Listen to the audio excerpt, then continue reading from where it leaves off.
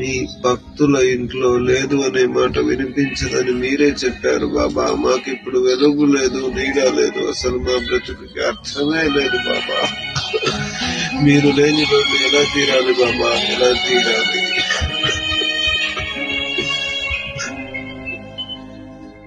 నిర్మలమైన మనసుతో నిశ్చలమైన భక్తితో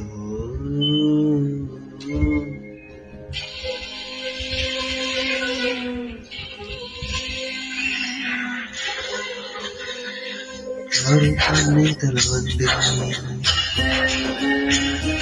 నీ పలుకుతాను, నానామాన్ని పలకండి, నీ లోకం తొలగిస్తున్నాను.